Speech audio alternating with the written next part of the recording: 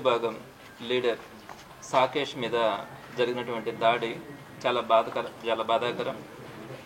4 రోజుల క్రితం తన మీద గండవరంలో తెలుగుదేశం పార్టీకి చెందినటువంటి కొంతమంది 5 మంది రాడ్డులు పెద్ద కర్రలతో తన మీద విచక్షణారహితంగా దాడి చేసినారు. నేను ఆ తర్వాత రోజు అసెంబ్లీ సెషన్స్ అయిపోయిన తర్వాత రోజు వచ్చి తను చూసినప్పుడు రక్తగాయాలు.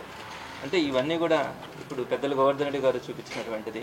తల మీద ఇంత దారుణంగా తల పగిలి ఇక్కడ కణితి మీద ఫ్రాక్చర్ అయ్యి ఇటువంటి పరిస్థితుల్లో ప్రాణాపాయమైనటువంటి స్థితిలో తన మీద అక్కడ దాడి జరిగినప్పుడు అక్కడ ఎవరు కూడా మనుషులు లేకున్నా కూడా తను ఒంటరిగా అక్కడ మళ్ళీ ఇంకొక వెహికల్లో తను నెల్లూరు దాకా రావడం, అపోలో హాస్పిటల్లో చేరడం, ఇంత పెద్ద ఇష్యూ.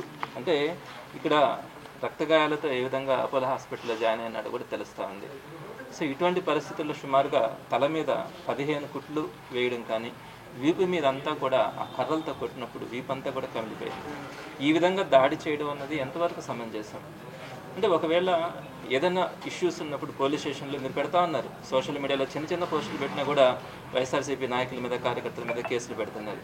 పెట్టండి, మా మీద కూడా పెట్టండి, సాకేష్ మీద కూడా పెట్టండి. మేము తప్పకుండా కూడా అతనికి అండగా ఉంటాం. తప్పకుండా అతను విడిపించుకున్న దానికి న్యాయబద్ధంగా ఫైట్ చేసి తీసుకొచ్చుకుంటాం. అంతేగాని ప్రాణాలు పోయేటట్టుగా కొట్టడం ఏంటి? ఈ విధంగా దీన్ని ఉపేక్షిస్తే నెల్లూరు ప్రజలు కానీ, మీడియా కానీ, అందరూ కూడా పెద్దలందరికీ కూడా ఇదే తెలియజేస్తూ ఉన్నాం. ఈ విధంగా ప్రాణాలు పోయేటట్టుగా కొడితే రేపొద్దున ఆ విధంగా వీళ్ళకి అలవాటు అయిపోతే, ఈరోజు మనం దీన్ని ఎవరు కూడా ఖండించకుండా ప్రజలంతా కూడా దీని మీద ఇటువంటి చర్యల్ని ఖండించకపోతే రేపొద్దున అలవాటు అయిపోతుంది వాళ్ళకి. ఎక్కడైనా చూసామా? ఎప్పుడైనా కూడా నెల్లూరు జిల్లాలో ఈ విధంగా మారణాయుధాలతో దాడి చేయడం, ఒక మనిషి చచ్చిపెట్టేట్టుగా వైఎస్ఆర్సీపీ లీడర్స్ పరిస్థితి ఏ విధంగా ఉంటే చిన్న కార్యకర్తల పరిస్థితి ఏ విధంగా ఉంటుంది? సో ఇది చాలా బాధించినటువంటి విషయం. తప్పకుండా పెద్దలు గోవర్ధన్ రెడ్డి గారు చెప్పినట్టుగా సాకేష్కి సంబంధించి ఎట్లాంటి పరిస్థితుల్లో కూడా ఆ అబ్బాయికి పూర్తిగా అండగా ఉండడం కానీ, దానికి సంబంధించినటువంటి లీగల్ ఇష్యూస్ కానీ, పోలీస్ ఇష్యూస్ కానీ అన్నిటినీ కూడా తీసుకోవడం, తనకి ఎలాంటి ఇబ్బంది రాకుండా, అదేవిధంగా వైఎస్ఆర్సీపీకి సంబంధించినటువంటి ఏ లీడర్కి కానీ, ఏ కార్యకర్త జోలికి కానీ తెలుగుదేశం వాళ్ళు వచ్చి ఇటువంటి పరిస్థితులు కానీ తీసుకెళ్తే రాబోయే రోజుల్లో ఇప్పటికే 6 నెలలకే ప్రజల్లో ఒక గబ్బు పెట్టారు.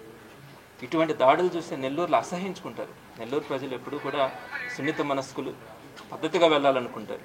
నిజంగా మరణాయుధాలతో దాడి చేయడం ఏంటి? మనుషులను చంపాలనుకోవడం ఏంటి? ఎంతవరకు సమంజసం? మీ పార్టీలో చేరకపోతే చంపేస్తారా? ఎంతమందిని చంపుతారు? ఈ సంస్కృతి ఉందా ఎప్పుడైనా నెల్లూరులో? ఆలోచించాలి, మంత్రి గారు కూడా ఆలోచించాలి. ఇది కరెక్ట్ కాదు. ఈ విధంగా కనుక చేస్తే రాబోయే రోజుల్లో పెద్ద ఎత్తున మీ మీద తిరుగుబాటు చేయడం కూడా జరుగుతుంది, ప్రజలే చేయడం కూడా జరుగుతుంది. సో అందరికీ కూడా వైఎస్ఆర్సీపీ పార్టీ కార్యకర్తలకు కానీ, నాయకులకు కానీ అందరికీ కూడా చెప్తా ఉన్నాం, ఎలాంటి పరిస్థితుల్లో కూడా దీని గురించి కూడా మనం ఆలోచించాల్సిన అవసరం లేదు. జగన్మోహన్ రెడ్డి గారి దగ్గర నుంచి ప్రతి ఒక్కరు కూడా, పార్టీలో ఉన్నటువంటి ఏ ఒక్కరికి ఇబ్బంది కలిగినా కూడా ప్రతి ఒక్కరూ అండగా ఉంటాం, సపోర్టుగా ఉంటాం. ఎంతకైనా కూడా మన పార్టీ కార్యకర్తలను కానీ, ప్రజలను కానీ కాపాడుకునే దాంట్లో అందరూ కూడా కలిసికట్టుగా ముందుకెళ్తామని మీ ద్వారా అందరికీ కూడా తెలియజేస్తా ఉన్నాం. వైఎస్ఆర్ కాంగ్రెస్ పార్టీకి సంబంధించి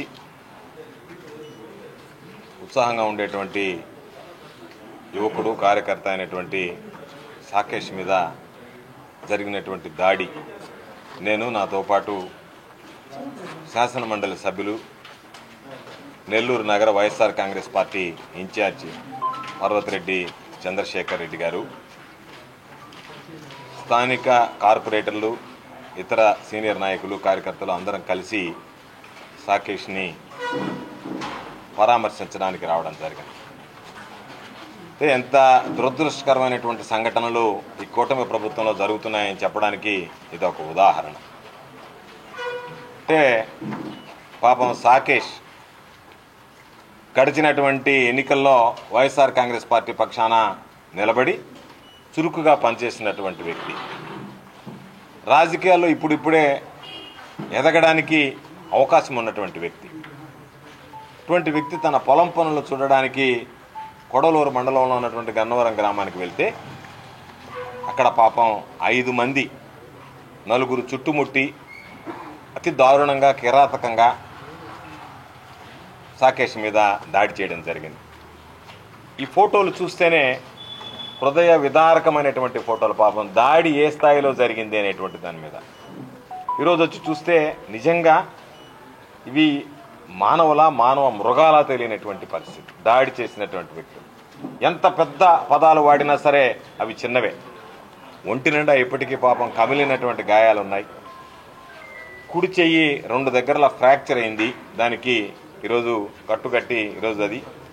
దానితో పాటు పాపం తల మీద 15 కుట్లు పడ్డాయి. తల మీద 15 కుట్లు పడితే, తీవ్రంగా దాడి చేస్తే, హతమార్చేందుకు ప్రయత్నం చేస్తే దానికి సంబంధించి పోలీసులు వేసినటువంటి సెక్షన్లు 324.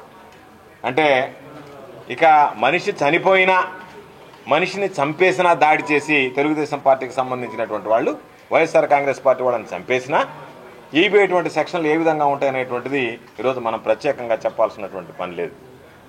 కాబట్టి ఈరోజు ఇంత దారుణమైనటువంటి దాడి జరిగితే కేవలం తెలుగుదేశం పార్టీ నాయకులకు సరెండర్ కాలేదని, తెలుగుదేశం పార్టీ నాయకులకి జీ హుజూర్ అనలేదని, తెలుగుదేశం పార్టీ నాయకుల దగ్గరికి వెళ్ళి మోకరెళ్ళలేదని మేము ఈ విధంగా దాడులు చేస్తామనంటే దానికి సంబంధించినటువంటి పోలీసులు వంతపాడతా నీరు గార్చేటువంటి సెక్షన్లు వేస్తే ఈరోజు జిల్లా ఎస్పీ గారికి ఒకటే చెప్తున్నాం, జరిగినటువంటి పొరపాటును సవరించండి. ఎవరైతే కొడవలూరు సిఐగా పనిచేసినటువంటి సురేంద్రబాబు ఎవరైతే ఈరోజు వెళ్ళి అయ్యా మాకు ప్రాణహాని ఉంది, మా మీద దాడి జరిగేటువంటి అవకాశం ఉంది అని చెప్పి పాపం వెళితే వాళ్ళని బూతులు తిట్టినటువంటి పరిస్థితి. కాబట్టి వెంటనే ఆ సిఐ మీద విచారణ జరిపించండి, సిఐ మీద చర్యలు తీసుకోండి. దానితో పాటు ఉన్నటువంటి సెక్షన్లు ఆల్టర్ చేయకపోతే అటు ఆ సిఐ మీద ప్రైవేట్ కేసు వేస్తాం, అదేవిధంగా జరిగినటువంటి ఘటనలకు సంబంధించినటువంటి ఖచ్చితంగా కేసులు వేసేటువంటి విధంగా కోర్టును ఆశ్రయించడం జరుగుతుంది. అందరూ గుర్తుంచుకోవాల్సింది, ఎవ్వరం గడిచి బతికినటువంటి వాళ్ళం లేమి సమాజంలో. నిన్నటి వరకు వైఎస్ఆర్ కాంగ్రెస్ పార్టీ అధికారంలో ఉన్నది, ఈరోజు తెలుగుదేశం పార్టీ కూటమి ప్రభుత్వం అధికారంలో ఉండొచ్చు, రేపు మరలా కూటమి ప్రభుత్వం ఏ విధంగా పనిచేసింది అనేటువంటిది గడిచినటువంటి 5 నెలల్లోనే పెదవి విరిచేటువంటి పరిస్థితి ఏర్పడింది ప్రజలు. కాబట్టి అటువంటి పరిస్థితిలో ఈరోజు మరలా వైఎస్ఆర్ కాంగ్రెస్ పార్టీ ప్రభుత్వం ఏర్పడిన తర్వాత ఈ దాడి చేసినటువంటి వ్యక్తులను విడిచిపెట్టడం, దాడి చేసినటువంటి వ్యక్తులకు వంతపాడినటువంటి పోలీసు అధికారులను విడిచిపెట్టడం. కాబట్టి మేమందరం జిల్లా ఎస్పీ గారి దగ్గరికి వెళ్ళి, జిల్లా ఎస్పీ గారిని ఆ రోజు కార్యాలయాన్ని ముట్టడించే లోపలే దీనికి సంబంధించినటువంటి ఏదైతే న్యాయపరమైనటువంటి సెక్షన్లు ఉంటాయో వాటి ప్రకారం వేసి చర్యలు తీసుకోవాల్సిందిగా డిమాండ్ చేస్తున్నాం. తప్పనిసరిగా వైఎస్ఆర్ కాంగ్రెస్ పార్టీ శ్రేణులకు అండగా నిలుస్తాం. ఈ జిల్లాకు సంబంధించి అన్నీ ఏదైతే ఉన్నాయో నమోదు చేసుకుంటున్నాం. వాటన్నిటి మీద కూడా రేపు వచ్చిన తర్వాత పరిశీలిస్తే అధికారులు ఉద్యోగాలు పోతాయి, అధికారులు జైళ్లకు పోతారు. ఈరోజు చేసినటువంటి వాళ్ళకి ఎవరైతే మితిమీరి వ్యవహరిస్తున్నారో వాళ్ళందరికీ శిక్ష పడుతుంది. కాబట్టి ఈరోజు ఆలోచన చేయాల్సింది, మంత్రిగా ఉన్నటువంటి వ్యక్తి నేతృత్వం వహిస్తున్నటువంటి, ప్రాతినిధ్యం వహిస్తున్నటువంటి నెల్లూరు సిటీ నియోజకవర్గానికి సంబంధించి నీ కింద పనిచేసేటువంటి వాళ్ళు ఇటువంటి హేయమైనటువంటి దుందుడుకు చర్యలకి, దాడులకి పాల్పడుతుంటే వాటిని ఖండించి ఏదైనా ఎక్కడ జరిగినా సరే దీన్ని జాగ్రత్తగా చూడండి అని చెప్పి ఇవ్వాల్సినటువంటి నువ్వు ఈరోజు దాన్ని పట్టించుకోకుండా నారాయణ గారు మీ ఇష్ట ప్రకారం మీరు చేయండి, వాళ్ళని తీసుకొచ్చి నాకు అప్పచెప్పండి, నాకు అప్పచెప్తే చాలు అన్నట్టుగా. రాజకీయాల్లో నారాయణ ఒకసారి ఓడిపోయాడు, ఒకసారి గెలిచాడు. కానీ నారాయణ గారు గుర్తుపెట్టుకోవాల్సింది ఎప్పుడు కూడా రాజకీయాల్లో ప్రజలకు సంబంధించి వాళ్ళని అభిమానంతో ఆకట్టుకొని చెప్పి రాజకీయాల్లో కొనసాగాలి తప్ప దాడులు దౌర్జన్యాలు చేసి వాళ్ళందరినీ తీసుకొచ్చి నాకు సరెండర్ చేయండి అనేటువంటి విధంగా మాట్లాడడం, సరెండర్ చేసేటువంటి విధంగా వీళ్ళు ఆయన దగ్గర మెహర్బానీ కోసం, మెప్పు కోసం ప్రయత్నించడం సరైనటువంటి పద్ధతి కాదు. వైఎస్ఆర్ కాంగ్రెస్ పార్టీ కార్యకర్తలకు అండగా నిలుస్తాం.